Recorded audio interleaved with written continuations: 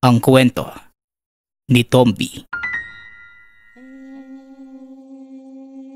Ang kwentong ito ay hango sa totoong buhay. Mula ito sa isa nating tagapakinig. Naitago na lang natin sa pangalang Lando. Taong 1968. Probinsya ng Antique. Nako, lagot ka sa aking baboy ka. Akala mo matatakasan mo pa ako ha? Tignan natin kung may iwasan mo pa to. Wika ni Carolina, sabay bitaw ng palaso mula sa pana. Magaling na mga ngaso ang dalaga. Edad 28. Pero hindi naman yun panghanap buhay, kundi libangan lamang ni Carolina.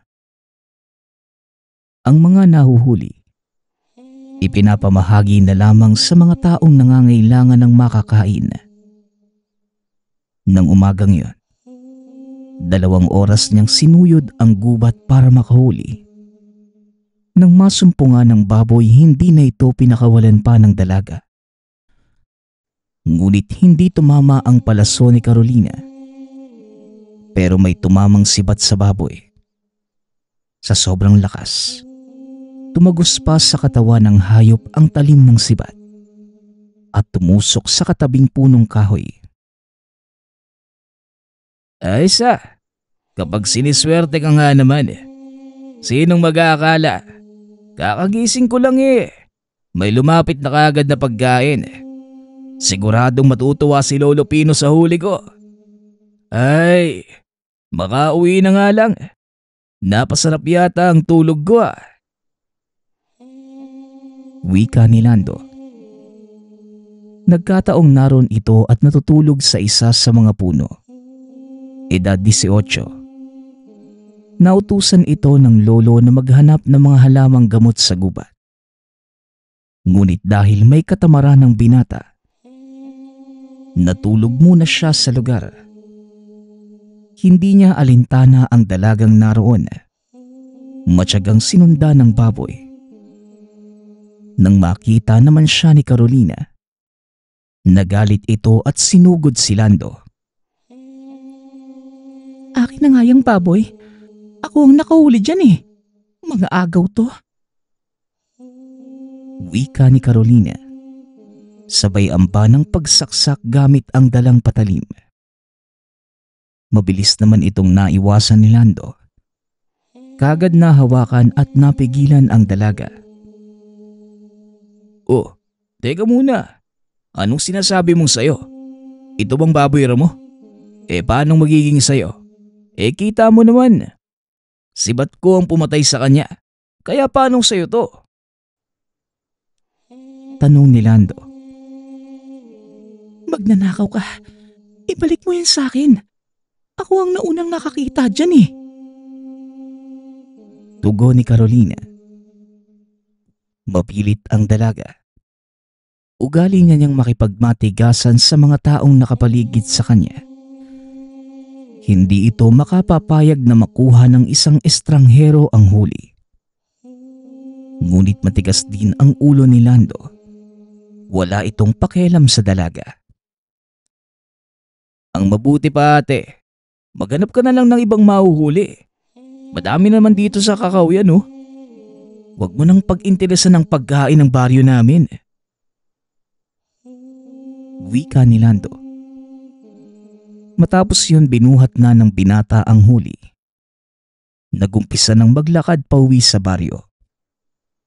Ngunit hindi pa rin pumayag si Carolina. Pilit niyang hinaharangan ang daan ni Lando. Pakiramdam niya bilang mangangaso, kahihiyan na maagaw ng iba ang dapat sa kanya. Hanggang sa umabot na sila sa daang Matarek. Hindi pa rin nilulubayan ng dalaga si Lando. Hoy, ano ba? Parang wala ka naririnig Sinabi ng akin niyang huli ko. Kung ayaw mong ibigay ng buo, edi kahit hatian mo na lang ako. Hindi lang naman ang mga kabaryo mo nagugutom. Wika ni Carolina. Halos mapatid na ang ugat sa lalamunan nito kakasigaw sa binata. Hanggang sa hindi sinasadyang mapatid si Carolina sa malaking ugat. Naitulak niya ang binata at magkasabay silang nadulas papunta sa malalim na hukay. Masama ang bagsak ng dalaga, kaya napilayan ito. Aray, ang paa ko, ang sakit. Daing ni Carolina. Habang si Lando naman, nawala ng malay sa isang sulok. Magagabi na nang magising si Lando. Nakita niyang nasa kabilang sulok si Carolina. Hirap pa sa kalagayan ng paa at tila namimilipit sa sobrang sakit. Kahit nahihilo pa sa nangyaring pagbagsak, wala namang seryosong pinsala si Lando. Mukhang masakit yata yung nangyari sa paa mo, ate. Kung hindi ka sana kasi naging mapilit, tsaka naganap ka na lang sana ng ibang hayop, di sana pareho na tayo nakauwi sa bahay natin. Sa ngayon, ano nang plano mo? Bakit hindi ka pa umalis? Dapat nung tulog pa ako kinuha mo na yung baboy mo. Tsaka tumakas ka na sana. Wika ni Lando na may halong pang-asar. Alam niyang hindi kakayanin ng dalaga na umakyat dahil sa kalagayan. Para namang kay Lando, kaya naman niyang ibalik sa ayos ang buto ng dalaga. Ngunit gusto pa ng binata na maghirap pa ng medyo matagalang dalaga. Makaganti man lamang sa ginawa nitong paghulog sa kanya. Naroon sila sa tila na tuyo na malaking balon. Malumot ang paligid at imposible ang makakyat dahil sa sobrang dulas. Bulag ka ba talaga? Kita mo namang napilay ako Paano naman ako aakyat? At isa pa, nakikita mo ba yung mga batong yan? Imposibleng makaakyat ka dyan. Wika ni Carolina. Sabay talikod para hindi makita ang pagmumukha ni Lando. Makikita sa dalaga ang labis na inis sa binata. Nang makontento na sa nakikitang paghihirap ni Carolina, tilapitan niya ito. Natakot naman ang dalaga. Inakalang may masamang pakay sa kanya si Lando. Walang pasabing pinihit ni Lando ang sakong ng dalaga. Matapos ang malakas na pagsigaw sa sobrang sakit, nawalan ito ng malay. Makalipas naman ang 3 oras, abala na si Lando sa paggawa ng apoy gamit ang mga tuyong sanga at dahong naroon. Nakasalang na din ang inihaw na binti ng baboy. Matapos yon, naging abala naman ang binata sa pagpapatulis ng mga sangang nagkalat sa paligid. Sa wakas gising ka na, ate. Tara, kumain ka na muna dito. Ipinag-iyaw na kita ng karne. Kakailanganin mo ng lakas sa pag-akyat natin bukas Wika ni Lando. Balak niyang sunugin ang mga batong maaari nilang akyatan para mamatay ang mga lumot na naroon at matuyo ang bato. Sa ganitong paraan, maaari na nila itong kapitan. Dahil maayos na ang paa ng dalaga, inisip ni Lando na kakayanin naman na ito ni Carolina. Teka, saan mo natutunan yung ginawa mo sa pako kanina? Tsaka, kung kaya mo naman palang makalis sa lugar na to, dapat kanina ka pa umalis. Tanong ng dalaga. Ngunit hindi naman yung pinagtuunan ng pansin ni Lando. Iniabot lamang nito ang inihaw na karne. Hanggang sa, kumain ka na lang muna, ate. Ang dami mong tanong Ubusin mo na yan ang makapagpahinga ka na. Ayoko nang pabigat bukas Wika ni Lando.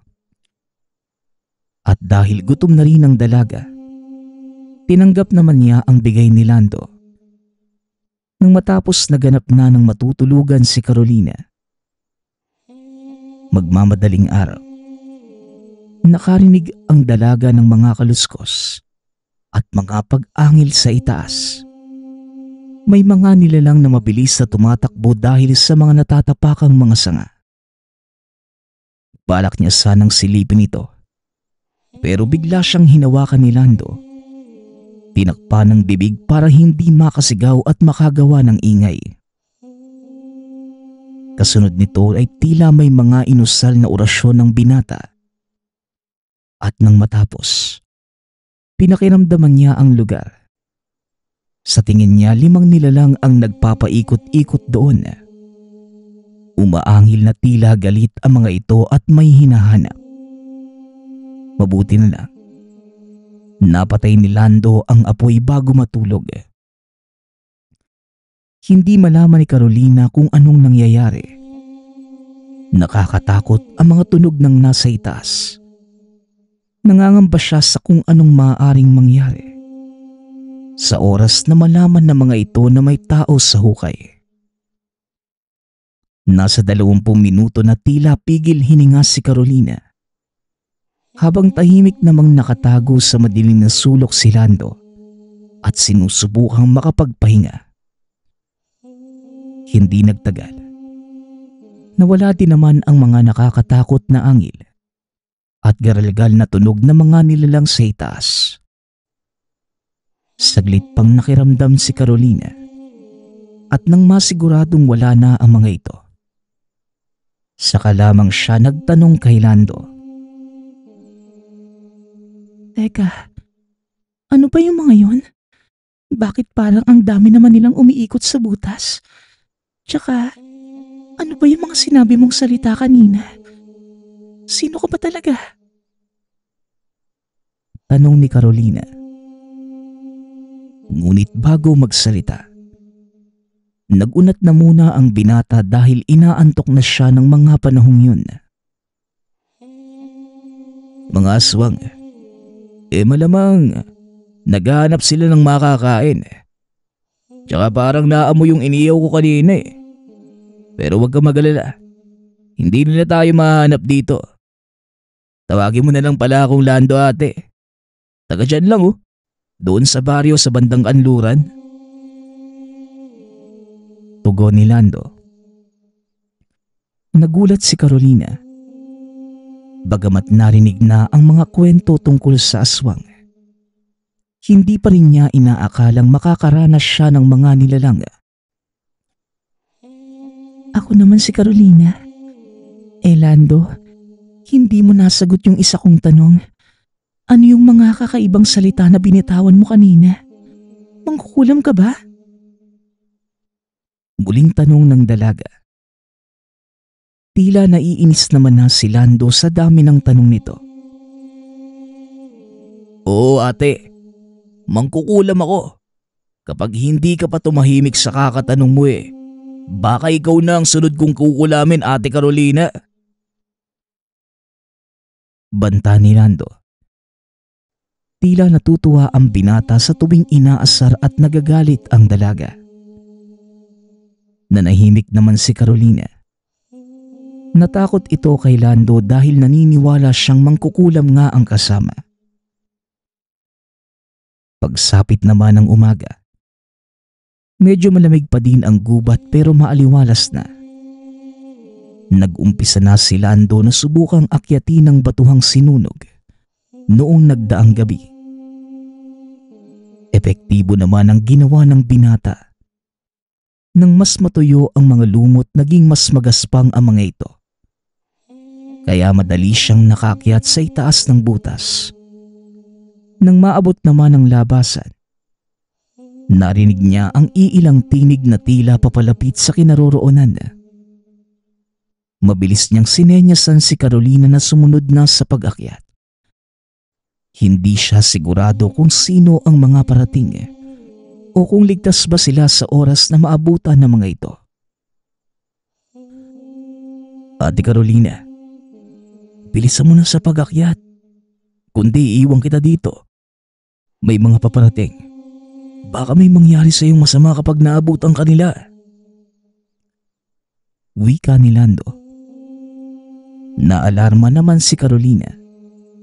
Kahit medyo masakit pa ang mga paa, pilit pa rin niyang inakyat ang batuhan sa tulong ng baging na inilagay ni Lando bilang suporta. Hinihila na ito ng binata para mas mapabilis ang pag-akyat dahil mas lumalapit na ang mga boses. Dalawang posibilidad ang naiisip ng binata. Maaring tulisan ang mga ito sa gubat o mga ilegal na mga ngaso. Alinman sa dalawa, delikado kay Carolina na maabutan siya ng mga ito sa gubat.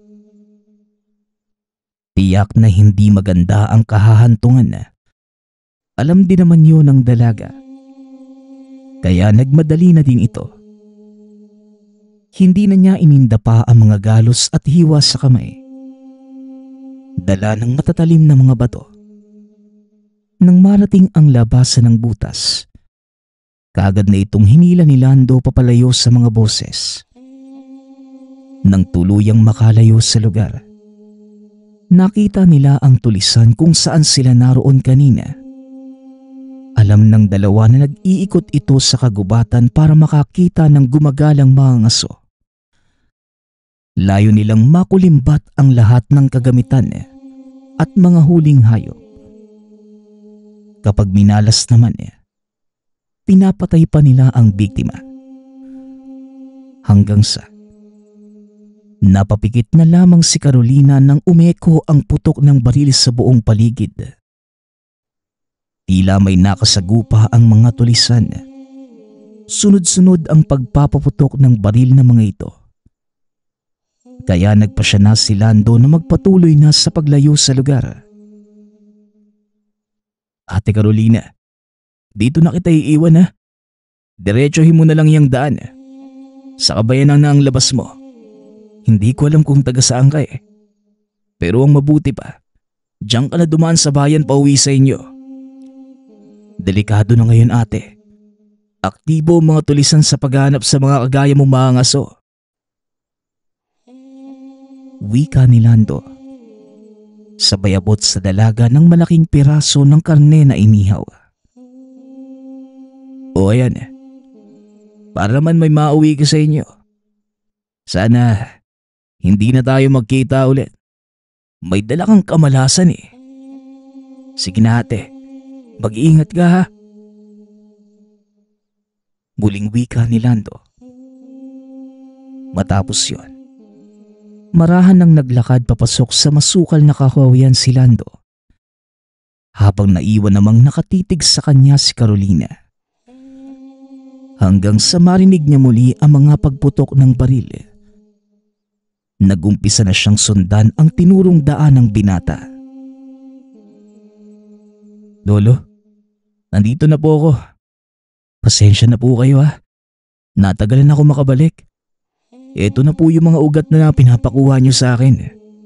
Tsaka eto ho, may karne akong dala para sa pananghalian. Bungad ni Lando. Saan ka na naman ba gumala, bata ka? Kahapon ko pa inaantay itong mga ugat para sa ginagawa kong gamot. Pinahanap kita sa mga kabaryo natin kagabi para sunduin ka. Pero hindi naman nila masundan ang amoy mo. Maghinay-hinay ka sa paggagala mo sa gubat sa gabi. Mamaya matsyempohan ka ni Lukreng. Baka hindi ka na makilala. Ang mabuti pa, puntahan mo na si Nonoy. Sabihin mong narito na yung gamot sa mata niya. Tugon ni Lolo Pino. 5 taon pa lamang si Lando nang kupkupin siya ng matanda. Biktima ng mga aswang ang magulang nito. 13 taon na ang nakakaraan nang magkakasama silang naglalakad pauwi mula sa pistang dinaluhan. Pero sa kakawian, kung saan nila napiling dumaan para mas mapabilis, bigla silang tinambangan ng 3 aswang. Nagawa namang maitago si Lando ng ina sa loob ng natumbang puno. Ngunit hindi nakaligtas ang mag-asawa. Dumanak ang dugo sa mismong labas ng pinagtataguan ni Lando. Mabuti na lang. Dahil sa tapang ng amoy ng dugo ng mga magulang, naitago nito ang amoy ng bata. Sa labis na pagkabigla sa mga nangyari at sobrang takot, 3 araw siyang nakatago sa loob ng kahoy. Hanggang sa makita siya ni Lolo Pino. Nanghihina at halos mawalan na ng malay. Ngunit wala namang maituro si Lando na uuwian. Minabutin lamang na matanda na kupkupi ng bata. Subalit hindi ordinaryong baryo ang kasalukuyang tahanan ni Lando. Ito ang tanyag na baryo ng mga aswang. Siya lamang ang nag-iisang tao at napapalibutan siya ng mga nilalang. Subalit dahil lumaki at kinikilala siyang apo ng isa sa pinakamatandang aswang sa baryo, walang sino man ang nagbalak ng masama sa kanya. Maliban na lamang sa pinsan ni Lolo Pino na si Lola Lukring. Isang malupit at palaging uhaw sa dugo na aswang. Kaya bago pa lamang sa lugar, sinabihan na kagad siya ng lolo na layuan ng matanda. Lalo na sa mga oras na naghahanap ito ng mabibiktima sa kakahuyan, maging sa mga kalapit na bayan. Lolo, sabi ni Kuya Nonoy, siya na lang daw ang pupunta mamaya eh. Nautusan yata ni Lola Lukring eh. Nagmamadali papunta sa Karatig Baryo. Alo, iidli po muna ako Hindi ako nakatulog kagabi. Ang kulit po ng babaeng mga sa gubat eh. Kamunti ka na ako mapahamak sa katigasan ng ulo. Ay, sana lang hindi ko na siya makita. Pagpapaalam ni Lando at dumiretso na sa higaan. Basta mag-iingat ka sa paglabas mo. Iwasan mo din na masyadong makisalamuha sa mga sasagubat. Walang maidudulot na maganda yan sa'yo. Baka yan pa ang ikapahamak mo. Paalala ni Lolo Pino. Lolo, kailan po ba yung sinasabi niyong pagpunta natin sa bayan? Para dyan sa mga tinda nating gamot. Matagal na akong hindi nakakapunta sa pamilihan eh. Tanong ni Lando. Minsan sa isang buwan pumupunta sila ni Lolo Pino sa kabayanan para magtinda ng mga gamot na mabisang pangontra sa mga aswang at kulam. Bagay na palaging pinagtatawanan ni Lando.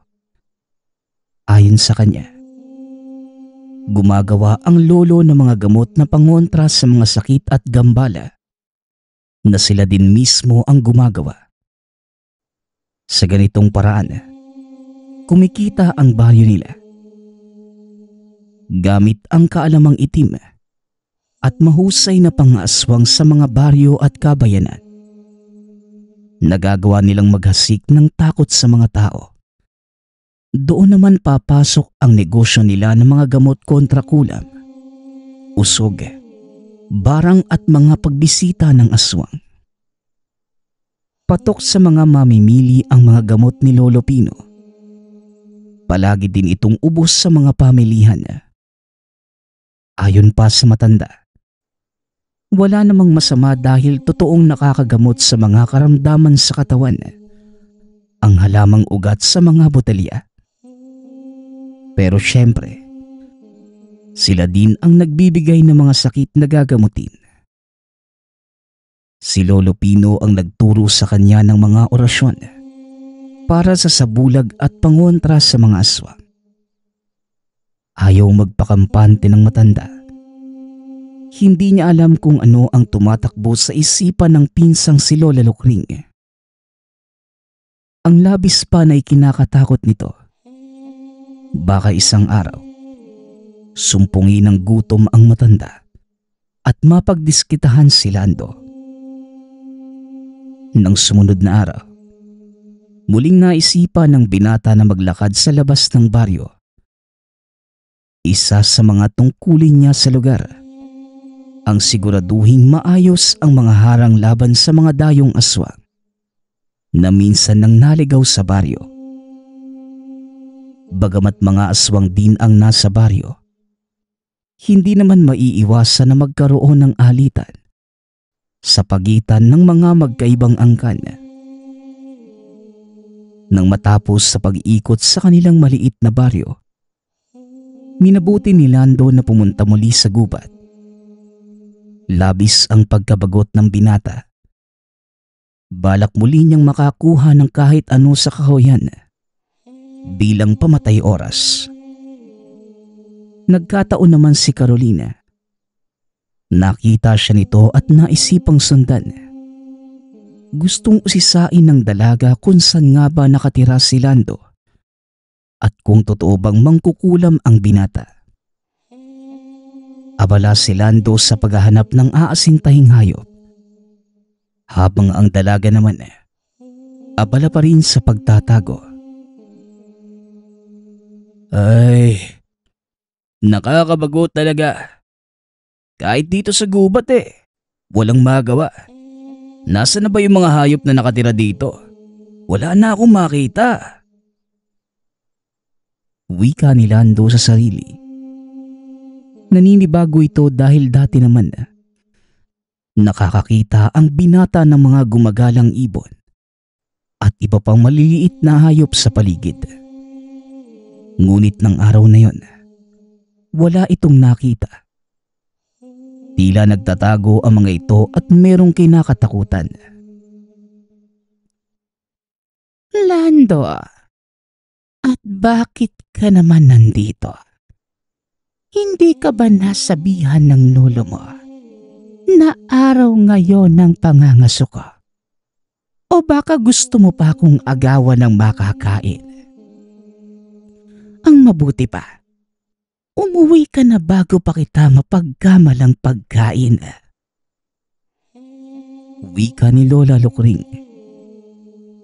Nagulat si Lando. Hindi man lamang niya naramdaman ang presensya ng matanda. Pasensya na po, Lolo Lukring. Nawala po sa isipan ko Sige po, uwi na po ako. Tugon ni Lando. Makikita sa mukha ng binata ang labis na takot. Napagtanto niya kaya pala wala siyang makita na ni isang hayop na gumagala. Dahil naroon na si Lola Lukring at nararamdaman ng mga hayop ang panganib sa paligid. Nagmamadali nang naglakad si Lando pauwi. Hindi na niya nilingon pa ang kinaroroonan ni Lola Lukring. Kahit matagal niya na itong kakilala at dekada nang nakatira sa baryo ng aswang. Subalit iba pa rin talaga ang pakiramdam niya sa tuwing nakikita ang matanda. Kamunti ka na ako dun. Mabuti na lang nasa bukana pa lang ako ng gubat. Nakakatakot isipin. Paano kaya kung sa gitna ng gubat niya ako naabutan? Ay, kinikilabutan pa din ako. Wika ni Lando sa sarili. Bagamat malapit lamang sa baryo, hindi mapigilan ng binata na kilabutan dahil kamuntika na siyang maging pagkain ng lolang aswang. Samantala, habang naglalakad papasok, nagulat si Lando nang makarinig ng isang pamilyar na boses. Aha, mangkukulam pala ha? Buti nga sa'yo, napagalitan ka ng lola mo. Akala mo hindi ko malalaman kung saan ka nakatira, no? Lulukuhin mo pa akong mangkukulam ka? Wika ni Carolina. Nasundan ng dalaga si Lando habang papasok ng baryo. Bagay na labis namang kinabahala ng binata. Sigurado siya ng mga oras na yun. Naaamoy na ng mga kabaryo ang dalaga. Ate Carolina, hindi ka na dapat sumunod pa dito. Hindi mo alam ang ginagawa mo. Ang mabuti pa, Umuwi ka na sa inyo, ate. Hindi ka dapat pumunta dito. Umuwi ka na habang maliwanag pa. Wika ni Lando. Nakakunot ang noo nito habang iniiwasan ang babae at kagad na pumasok sa baryo. Ngunit matigas talaga ang ulo ng dalaga. Sumunod pa din ito sa kanya. Oo, uuwi ako kapag gusto ko nang umuwi. At isa pa hindi naman ikaw ang may-ari ng lugar na to, no? Bakit ka ba nagagalit? Dito lang muna ako. Wala naman akong mahanap na hayop sa gubat. Nagtaguan yata lahat Ewan ko ba? Ang mabuti pa, isa muna lang ako sa bahay niyo. Magmerienda tayo. Wika ni Carolina. Hindi na maipinta ang itsura ng mga sandaling yon. Nag-uumpisa nang maglabasan ang mga kabaryo. Tinitignan ng mga ito kung saan nanggagaling ang mabangong naaamoy. Dahil dito, napilitan si Lando na hilahin si Carolina at sinama sa tahanan nila. Naku naman, malalagot na naman ako kay lolo nito Napakamalas ko naman. Bakit ba kasi ako nakatagpo pa ng ganito kakulit na tao? Pumasok ka sa loob. Huwag na huwag kang sisilip sa labas ha. Diyan ka lang. Huwag ka ring magulo. Wika ni Lando. Isinara ang mga bintana at pintuan. Nagtataka naman ang dalaga sa pinapakitang pagkataranta ni Lando. Nakakaramdam na din ito ng pagkabahala. Alam niyang seryoso si Lando nang sinabi na hindi na siya dapat sumunod pa sa lugar. Teka, anong ginagawa mo? Bakit ka nagsasara? Huwag mo akong tinatakot, Lando. Uuwi na ako. Wika ni Carolina. Huli na ate. Kanina mo pa dapat ginawa yan. Nagumpisa na si Lola Lukring sa pangaso. Mapapahama ka lang sa oras na dumaan ka sa gubat. Tugon ni Lando. Saglit pa itong natahimik hanggang sa, mas mabuti kung dito ka na muna ate. Itatanong ko sa lolo kung anong dapat gawin. Napakatigas kasi ng ulo mo Dagdag ng binata. Maya-maya pa, dumating na sa tahanan si Lolo Pino. Lando! Ano na naman ba itong... Bakit may kasama kang tao sa baryo natin? Alam mo ba ang ibig sabihin yan? Tanong ni Lolo Pino. Baka sa itsura at boses nito ang galit. Lolo, hindi ko naman yan sinama dito Sinundan lang ako. Siya yung babaeng naikwento ko sa inyo hindi ko na po muna pinauwi. Nasa gubat pa si Lola Lukring Siguradong mamamatay ito kapag dumaan siya sa kakahuyan na yun. Pagpapaliwanag ni Lando. Napabuntong hininga na lamang ang matanda. Napakalaking pagkakamali na pumasok ka dito. Ano bang pumasok sa isipan mo? Bakit ka sumunod kay Lando? Alam mo ba kung nasaan ka ngayon? Tanong ni Lolo Pino. Naguguluhan na si Carolina ng mga sandaling yun. Iniisip kung kasabot ba ni Lando ang lolo para takutin siya. Hindi maintindihan ng dalaga kung bakit gano'n na lamang ang reaksyon ng mga ito. Magsasalita pa sana si Carolina. Ngunit sumenya si Lolo Pino na wag munang mag-iingay. Tiyo Pino, magandang araw sa inyo. Meron ho yata kayong bisita sa baryo Baka naman po, pwede nyo kaming ipakilala sa kaibigan ni Lando. Wika nito ring. Nasa labas ang isa sa pinakamabangis na aswang ng baryo. Si Turing, na anak mismo ni Lola Lukring. Naaamoy nito ang dalaga. Mas naging komplikado na ang mga bagay-bagay. Ngayon mainit na sa mata ng mga aswang ang tahanan ni Lando. Bagamat iginagalang ng mga taga-baryo ang matanda, subalit mahirap pigilan ang gutom ng mga aswang.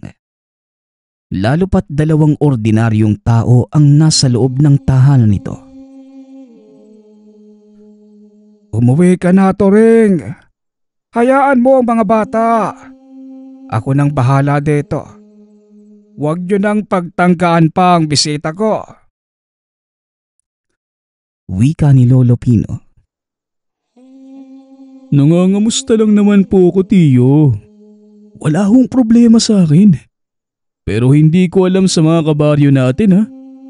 Matagal-tagal na kaming walang natitikma na berhen, Tiyo. Ang mabuti pa paalisin nyo na yan sa lugar natin. Masyadong nakakaakit yung amoy niya eh. Nakauwi naman na si nanay. Maaari na siyang dumaan sa kakawian. Tugon ni Turing. Naglakad na ito papalayo sa tahanan ni Lolo Pino. Ngunit patuloy pa rin sa pagtawa. Lando, magmadali ka. Alam mo na ang gagawin mo. Wala tayong pagpipilian kundi makipagsapalaran sa kakahuyan. Isama mo na itong kaibigan mo. Siguradong may binabalak si Turing na hindi maganda. Mas malaki ang tsansa ng babae kung makakatawid kayo sa tulay papunta sa bayan. Wika ni Lolo Pino. Mabilis na kumilos ang lolo. Ibinigay kay Lando ang mga kagamitan na kakailanganin sa paghatid kay Carolina. Teka ho, hindi na ho nakakatuwa ang pananakot niyo ha. Hindi niyo na ako kailangang ihatid. Uuwi na lang po ako mag-isa. Alam ko naman po ang daan eh. Huwag mo na ako samahan, Lando. Kaya ko na ang sarili ko. Wika ni Carolina. Buong akala niya, binibiro pa rin siya ni Lando. Palabas na sana ng tahanan ang dalaga. Pero pinigilan siya ng binata. Pwede ba, ate? Makinig ka naman kahit minsan. Nasa baryo ka ng mga aswang. Aswang ang lahat ng narito. Kanina ka pa nila naaamoy. At kapag inabutan ka ng dilim sa kakawian, siguradong hindi ka na makakauwi ng buhay. Ang tigas kasi ng ulo mo eh. Lolo, dito na po kami dadaan sa likod. Ako nang bahala. Bukas na po ako babalik. Wika ni Lando. Kagad nitong binuksan ang pinto sa likod bahay. Maingat na pinagmasdan ang paligid. Dahil tanghali pa lang ng mga panahong yun, karamihan ay nasa loob lamang ng tahanan at nagpapahinga. Natanaw niya si Turing na nasa harapan ng bahay. May kausap na mga kalalakihan. Mahalaga na mailayo na niya kagad si Carolina sa lugar. Wala na siyang oras na isipin kung anong plano ni Turing. Kahit anong mangyari, huwag kang hihiwalay sa akin, Ate Carolina. Wala na tayong oras. Kapag naabutan tayo ng takip silim, makikita mo ulit yung mga nilalang na nakita mo nung nahulog tayo sa butas. Wika ni Lando. Aswang ka din ba, Lando? Bakit mo ko tinutulungan? Tsaka bakit walang nakakaalam ng baryo niyo sa bayan? Kahit kaming malapit dito sa lugar. Hindi alam na baryo pala to ng mga aswang. Tanong ni Carolina. Hindi ako aswang, ate. Ampun lamang ako ni Lolo Pino. Maliban sa akin, lahat na nang naroon aswang na. Bakit hindi kita tutulungan? Ayoko mabuhay sa konsyensya kapag namatay ka ng dahil sa akin. Kung gusto mong magpatiwakal, sa ibang lugar na lang. Huwag sa nakikita ko.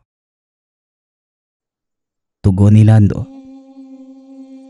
Ilang minuto pa ang lumipas. Biglang natahimik ang buong paligid. Napansin ni Lando ang pagkawala ng huni ng hayop o kahit insekto sa paligid. Sinabi ni Turing na nakauwi na si Lola Lokring. Ngunit iba ang pakiramdam ni Lando na mga sandaling yun.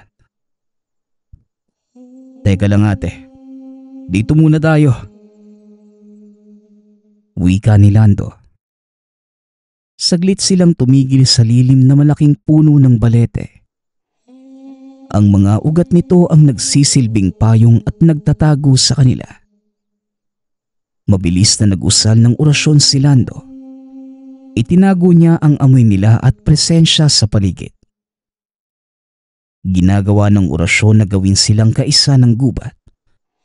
Yun ang paraang naituro sa kanya ni Lolo Pino para makaligtas sa pagtugis ng mga aswang, kagaya ni Turing at Lola Lokring. Hinala ni Lando. Nagsinungaling sa kanila si Turing tungkol sa ina. Ang totoo, naroon pa rin si Lola Lokring. Maingat silang lumipat sa mga lilim ng puno. Nakikiramdam si Lando sa paligid. Iniiwasan na muling masorpresa sa paglapit na matandang aswang. Naririnig na ni Lando ang boses ng mga kalalakihan mula sa baryo. Ngayon, nakasisigurado siyang patibong ang pagpasok nila sa gubat. Matagal nang mainit ang mata ni Turing kay Lando.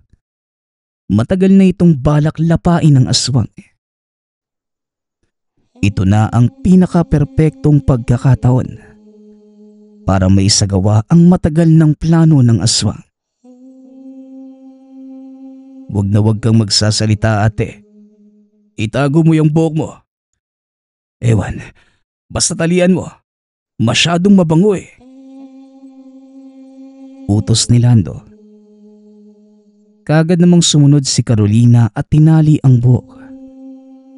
Maya-maya pa, malapit na sila sa tulay. 2 oras na silang naglalakad at ang tulay na yon ang pag-asa para tuluyang makalayo sa mga sumusunod na aswang. Sa wakas, ligtas na tayo ate. Sa oras na matawid natin yan. Wika ni Lando. Pero bigla itong hinawakan ni Carolina. Hinila papatago sa puno. Ano naman bang problema mo ate Carolina? Dalian na natin. Bago tayo maabutan nila Turing.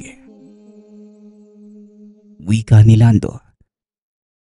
Hanggang sa marahang itinuro ni Carolina ang kabilang dulo ng tulay.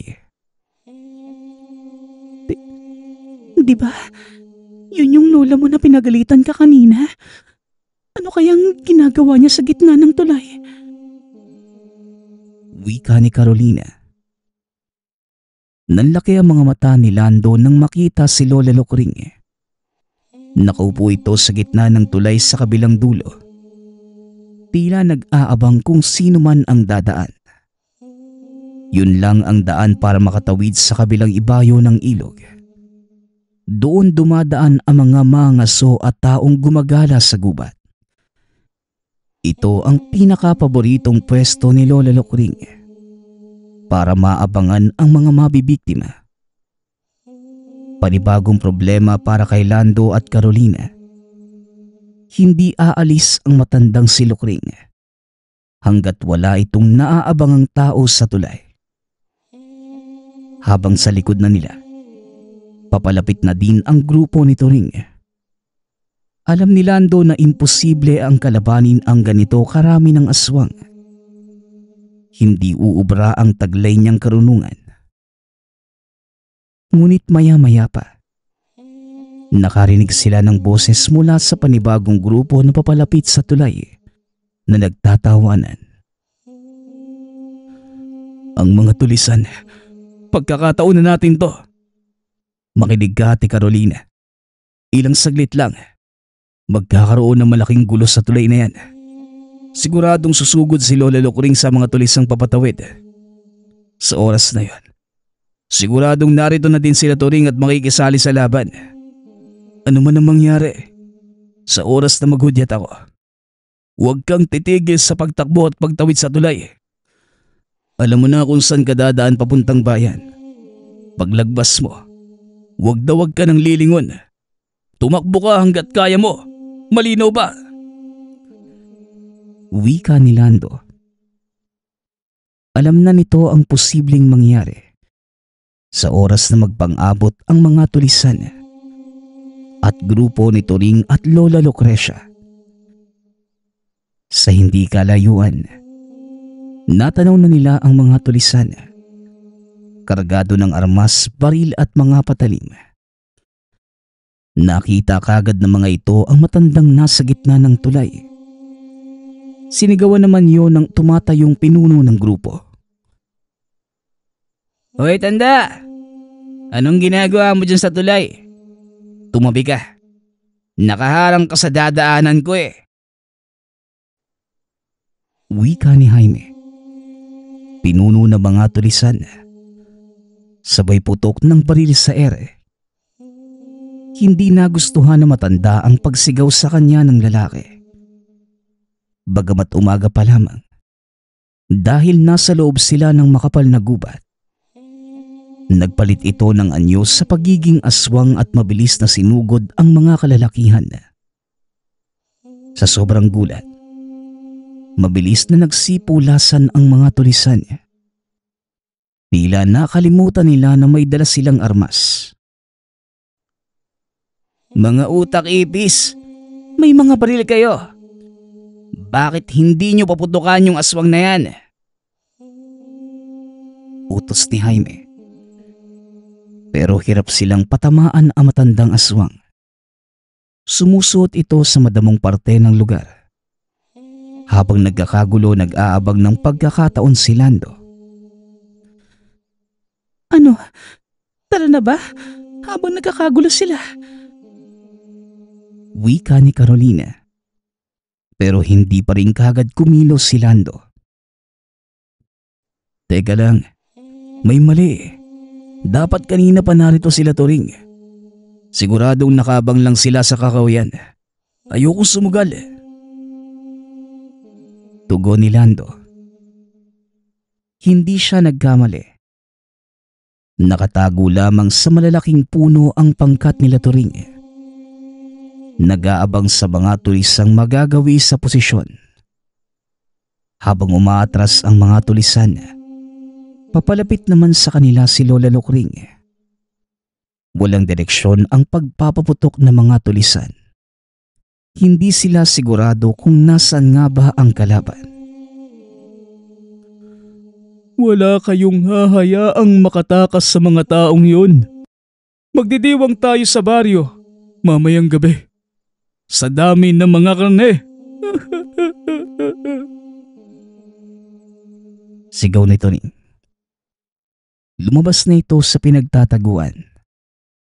Nasorpresa ang grupo nila Jaime sa paglabas ng mga aswang sa likuran. Habang sa harap naman naroon na si Lola Lukring. Naipit sila Lando. Nasa mismong dadaanan nila ang mga tulisan at si Lola Lukring. Siguradong katapusan na nila sa oras na lumabas sa pinagtataguan. Totoo pa lang mga kwento tungkol sa kuta ng aswang narito sa gubat. Mga kasama, oras na para sa mga pasalubong natin sa mga aswang na to. Wika ni Jaime. Nagtataka si Lando. Bakit nakangiti pa rin ang mga tulisan kahit naiipit na sila sa sitwasyong yun? Anong pasalubong ba ang sinasabi nito? Nasisiraan na yata ng bait sa takot eh. Tanong ni Lando sa sarili. Nagulat ang mga aswang. Nagpalit ng bala ang mga tulisan. Nang tamaan ang isang aswang, kagad itong bumulagta sa lupa. Nagulat pa si Turing sa nangyari. Anong ginagawa niyo? Nay, Umalis kayo dyan. Delikado ang mga bala nila. Sigaw ni Turing. Mabilis namang tumakbo ang matanda, pero nagawa itong patamaan ni Jaime sa binti at takiliran.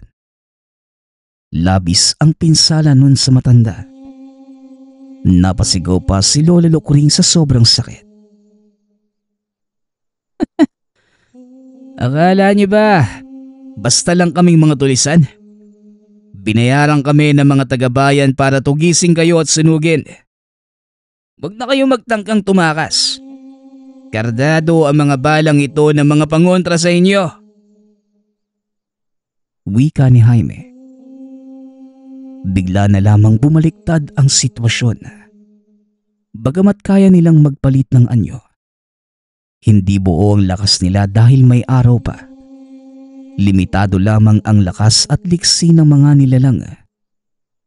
Hindi na malaman ng mga aswang ang gagawin. Kapag hindi sila gumawa ng paraan, siguradong mauubos sila ng mga tulisan. Hindi alam ni Lando kung tatakbo na ba sila papunta sa tulay para makalayo sa gulo. Huwag kayong pasisindak mga kasama. Sugurin niyo ang mga taong yan. Wala tayong ititirang buhay. Panghikayat ni Turing. Muling nagumpisa ang kaguluhan. Sa pagkakataong ito, nakakuha ng tiyempo ang dalawa para makatakbo sa tulay. Nakita sila ni Jaime. Nagkabangga pa ang mga mata nila ni Lando habang hawak ang kamay ni Carolina. Sige bata, takbo na. Lumayo na kayo dito sa sinumpang lugar na ito. Wika ni Jaime. Nginitian pa nito si Lando at Carolina. Nagulat si Lando sa reaksyon ng tulisan. Ang inaakala niyang salot sa kabundukan, ito pa ang nagligtas sa kanila sa kapahamakan. Kagad naman siyang hinila ni Carolina para makatawid sa tulay. Nakita nila si Lola Lokring. Nakahandusay na sa damuhan at marahang gumagapang papalayo.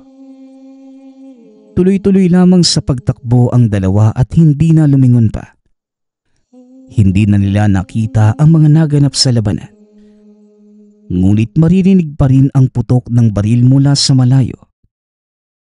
Hanggang sa makarating sila sa labas ng gubat. Ligtas ka na, Ate Carolina. Hanggang dito na lang ako. Kailangan kong balikan si Lolo Pino eh. Babalaan ko lang sila sa mga tulisan. Siguradong ang baryo na ang susunod nila eh. Wika ni Lando. Nag-aalala ito na baka ano nang nangyari kay Lolo Pino. Ngunit kagad siyang pinigilan ng dalaga. Nasisiraan ka na ba ng bait? Nakita mo ba kung gaano kadelikado yung laban? At isa pa, siguradong naroon pa sila sa daanan. Anong gagawin mo sa mga natirang aswang? Siguradong papatayin ka lang nila. Wika ni Carolina. Naisipan ni Lando na may punto naman ang dalaga. Ngunit hindi pa rin nawawala ang pag-aalala niya sa lolo. Magtatakip silim na at nawala na rin ang mga putukan. Sumama muna si Lando kay Carolina. Ang mabuti pa, sa amin ka na muna magpaumaga. Bukas ka na bumalik sa baryo nyo. Mungkahi ng dalaga. Sinunod naman ito ni Lando. Kinabukasan, maaga itong nagpaalam kay Carolina. Labis ang pag-aalala niya sa lolo. Mabilis na tinahak ng binata ang gubat at patakbo na nitong binagtas ang daan. Tanghali na nang marating niya ang baryo. Tahimik. Sunog ang mga kubo. At wala na si Lolo Pino doon. Hindi malaman ni Lando kung nakaligtas pa ito o baka naabo na dahil sa pagsunog. Huli na ang pagdating niya. Hindi man lamang nabalaan si Lolo Pino. Tulala si Lando na naglalakad pabalik sa bayan. Ngayon hindi niya alam kung saan pupunta at kung ano ang gagawin. Wala siyang ibang kakilala at pamilya kundi si Lolo Pino. Blanko ang isipan ni Lando. Tila naglalakad lang sa kawalan.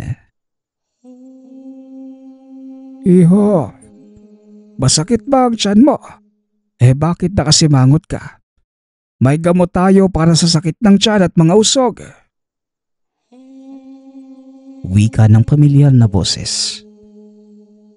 Pagkatingin ni Lando sa nagsasalita, napatakbo ito at niyakap si Lolo Pino. Lolo, paanong nakaligtas po kayo sa mga tulisan? Ano pong nangyari kila Turing at Lola Lokring? Tanong ni Lando. Kasama ang ilang kabaryo natin. Nagpatulong akong sundan kayo. Hindi ako mapalagay Kaso narinig namin ng mga putukan sa bandang tulay. Kaya lumihis kami ng daan. Doon namin nakita ang naggalat na dugo sa paligid. Nakita namin ang grupo ng mga armadong kalalakihan na papunta dito. Kagad naman kaming lumikas papunta sa bayan. Mabuti na lang. Mukhang sinerte pa ako. Ang mabuti pa.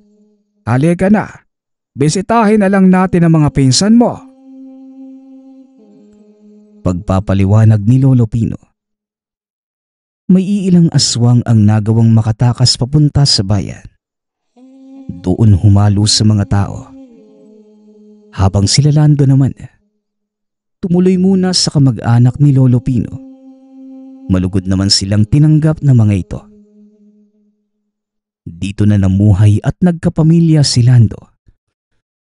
Naging malago ang negosyo nila ng mga gamot. Ngunit hindi na ito tinuloy ni Lando nang yumaon na si Lolo Pino. Wala nang naging ugnayan pa si Lando at Carolina. Hindi na sinubukan pa ni Lando na balikan ang kinalakhang baryo. Nagpapasalamat nga pala ako sa lahat ng sumusuporta sa ating channel. Nawa ay patuloy niyong suportahan at pakinggan ang ating mga kwento. Hanggang sa muling pakikinig. Paalam.